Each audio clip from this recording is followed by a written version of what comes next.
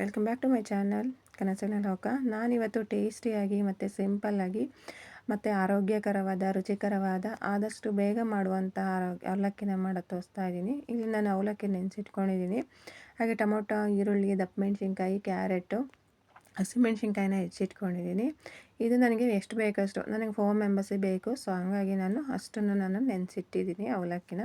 So ಈಗ ಒಂದು ಬಾಣಲೆ ತೊಗೊಂಡು ಅದಕ್ಕೆ ನನಗೆ ಒಂದು 3 ಚಮಚದಷ್ಟು ಎಣ್ಣೆನ ಹಾಕ್ಕೊಂಡಿದ್ದೀನಿ. ದೆನ್ ನೆಕ್ಸ್ಟ್ ಅಲ್ಲಿಗೆ ಬಂದುಬಿಟ್ಟು ನಾನು ಕಡಲೆ ಬೀಜನ ಫ್ರೈ ಮಾಡ್ಕೊತಾ ಇದ್ದೀನಿ. ಈ ಶೇಂಗಾ ಬೀಜದಲ್ಲಿ ಕೂಡ ಪ್ರೋಟೀನ್ ನಮಗೆ ಸಿಗುತ್ತೆ. ಸೊ ಹಂಗಾಗಿ ಇದನ್ನು ನಾವು ನನಗೆ ಸ್ವಲ್ಪನೇ ತೊಗೊಂಡಿದ್ದೀನಿ ಶೇಂಗಾ ಬೀಜ ಅನ್ನೋದು. ಅದರ ಸ್ವಲ್ಪ ಫ್ಯಾಟ್ ಅಂಶನೂ ಇರೋದ್ರಿಂದ ನೋಡಿಕೊಂಡು ನೀವು ಹಾಕ್ಕೊಳ್ಳಿ. ಸೊ ನಾನು ನೋಡಿಕೊಂಡು ಸ್ವಲ್ಪನೇ ತೊಗೊಂಡಿದ್ದೀನಿ. ಚೆನ್ನಾಗಿ ಫ್ರೈ ಮಾಡ್ಕೊತಾ ಇದ್ದೀನಿ. ಹಾಗೆಯೇ ಯಾರೆಲ್ಲ ವೆಯ್ಟ್ ಲಾಸ್ ಮಾಡಬೇಕು ಅಂದ್ಕೊಂಡಿದ್ದೀರಾ, ಈ ಒಂದು ರೆಸಿಪಿನ ಟ್ರೈ ಮಾಡಿ ಆಮೇಲೆ ನನಗೆ ಮೆಸೇಜ್ ಮಾಡಿ ಯಾವ ರೀತಿ ರಿಸಲ್ಟ್ ಬಂತು ಅಂತ. ಆಮೇಲೆ ಇಲ್ಲಿ ನಾನು ಚೆನ್ನಾಗಿ ಫ್ರೈ ಮಾಡ್ಕೊತಾ ಇದ್ದೀನಿ ಶೇಂಗಾ ಬೀಜನ. ಏಕೆ ಅಂತಂದರೆ ನಾವು ಎಲ್ಲದ್ರ ಜೊತೆ ಹಾಕಿದರೆ ಇದು ಚೆನ್ನಾಗಿ ಫ್ರೈ ಆಗಲ್ಲ. ಸೊ ಅದಕ್ಕೋಸ್ಕರ ನಾನು ಫಸ್ಟೇ ಫ್ರೈ ಮಾಡಿ ಇಟ್ಕೊತಿದ್ದೀನಿ. ಈಗ ಅದೇ ಎಣ್ಣೆಗೆ ನಾನು ಸ್ವಲ್ಪ ಸಾಸಿವೆ ಮತ್ತು ಜೀರಿಗೆನ ಹಾಕ್ಕೊತಾ ಇದ್ದೀನಿ. ಮತ್ತು ಇದೇನಂತಂದರೆ ನಾವು ಬೇಗ ಕ್ವಿಕ್ಕಾಗಿ ಮಾಡ್ಕೊಬೋದು. ಆಮೇಲೆ ಟೇಸ್ಟಿಯಾಗಿರುತ್ತೆ. ಹೆಲ್ತ್ ವೈಸು ತುಂಬಾ ಚೆನ್ನಾಗಿರುತ್ತೆ. ಡಯಟ್ ಮಾಡೋರಿಗಂತೂ ಒಳ್ಳೆ ಸೂಪರ್ ರೆಸಿಪಿ ಅಂತಲೇ ಹೇಳ್ಬೋದು. ಈಗ ನಾನು ಅದಕ್ಕೆ ಕರ್ಬೇವಿನ ಸೊಪ್ಪು ಮತ್ತು ಹಸಿ ಬಟಾಣಿನ ತೊಗೊಂಡಿದ್ದೀನಿ.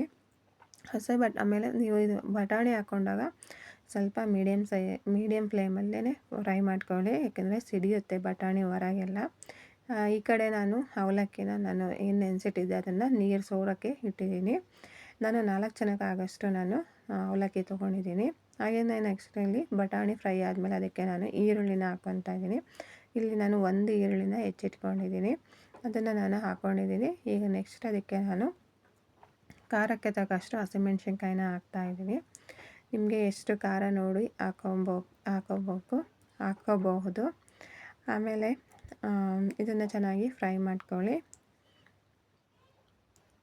ಚೆನ್ನಾಗಿ ನಾವು ಫ್ರೈ ಮಾಡ್ಕೊಂಡಾದಮೇಲೆ ಇದಕ್ಕೆ ನಾನು ಕ್ಯಾಪ್ಸಿಕಮ್ನ ಸೇರಿಸ್ತಾ ಇದ್ದೀನಿ. ಸೊ ಕ್ಯಾಪ್ಸಿಕಮ್ಮಲ್ಲಿ ಬಂದ್ಬಿಟ್ಟು ವಿಟಮಿನ್ ಸಿ ನಮಗೆ ಸಿಗುತ್ತೆ. ಅದಕ್ಕೋಸ್ಕರ ನಾನಿಲ್ಲಿ ಕ್ಯಾಪ್ಸಿಕಮ್ನ ಆ್ಯಡ್ ಮಾಡ್ತಾಯಿದ್ದೀನಿ. ಕೆಲವರು ಇಷ್ಟಪಡಲ್ಲ ಇದು ಕ್ಯಾಪ್ಸಿಕಮ್ನ, ಅಂಥವ್ರು ನೀವು ಈ ರೀತಿ ನೀವು ಆ್ಯಡ್ ಮಾಡಿಕೊಂಡು ತಿನ್ಬೋದು. ಹಾಗೆಯೇ ಇದನ್ನು ಪಲ್ಯನೂ ಮಾಡ್ಕೊಂಡು ತಿನ್ಬೋದು. ಚಪಾತಿ, ರೊಟ್ಟಿ ಇದಕ್ಕೆಲ್ಲ ತುಂಬಾ ಚೆನ್ನಾಗಿರುತ್ತೆ ಸೈಡ್ ಡಿಶ್ ಆಗಿ.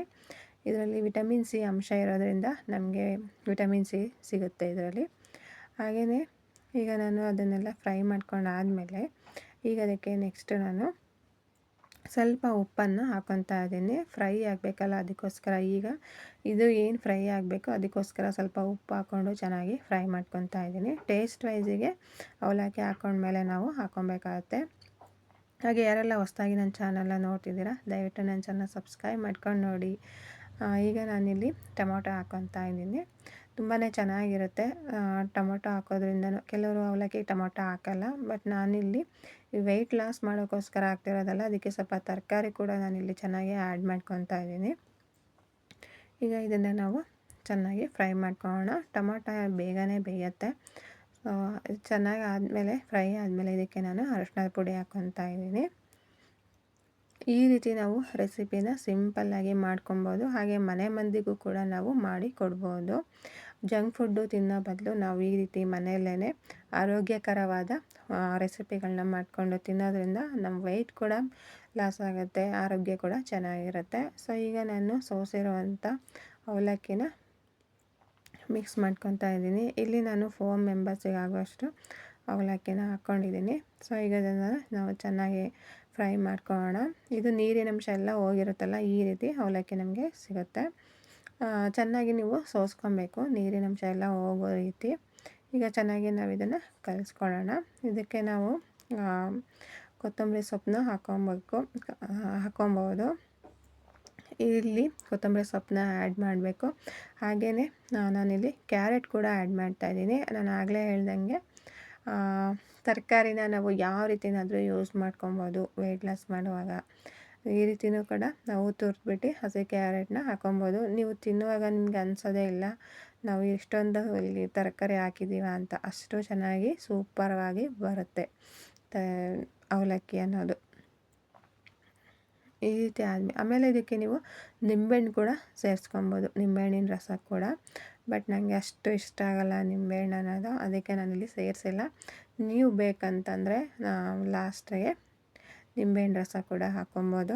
ನಾನಿಲ್ಲೀಗ ಫ್ರೈ ಮಾಡ್ಕೊಂಡಿರೋಂಥ ಶೇಂಗಾ ಬೀಜನ ಹಾಕ್ಕೊಂಡು ನೀಟಾಗಿ ಎಲ್ಲನೂ ಕಲಿಸ್ಕೊತಾ ಇದ್ದೀನಿ. ಹಾಗೆ ಇದಕ್ಕೆ ನೆಕ್ಸ್ಟು ತುರಿದಿಟ್ಕೊಂಡಿರೋಂಥ ಕ್ಯಾರೆಟ್ನ ನಾನು ಹಾಕ್ತಾಯಿದ್ದೀನಿ. ನೀವು ಕ್ಯಾರೆಟು ಒಂದು ಹಾಕಿದರೆ ಸಾಕು, ಇಲ್ಲಾಂದರೆ ಸಿಹಿ ಅಂತ ಅನಿಸುತ್ತೆ, ಯಾಕೆಂದರೆ ಕ್ಯಾರೆಟು ಸಿಹಿ ಅಂಶ ಅಲ್ವಾ, ಹಾಗಾಗಿ ಒಂದು ಹಾಕಿದರೆ ಸಾಕು. ಹಾಗೆ ನೆಕ್ಸ್ಟ್ ಇಲ್ಲಿ ಕೊತ್ತಂಬರಿ ಸೊಪ್ಪು ಮತ್ತು ಉಪ್ಪನ್ನು ಹಾಕಿ ಚೆನ್ನಾಗಿ ಮಿಕ್ಸ್ ಮಾಡಿಕೊಂಡ್ರೆ ಆರೋಗ್ಯಕರವಾದ ಬೆಳಗಿನ ಬ್ರೇಕ್ಫಾಸ್ಟು ಅವಲಕ್ಕಿ ರೆಡಿ. ಸೊ ನೀವು ಟ್ರೈ ಮಾಡಿ ಯಾವ ರೀತಿ ಇತ್ತು ಅಂತ ನನಗೆ ತಿಳಿಸಿ. ಮುಂದಿನ ವಿಡಿಯೋ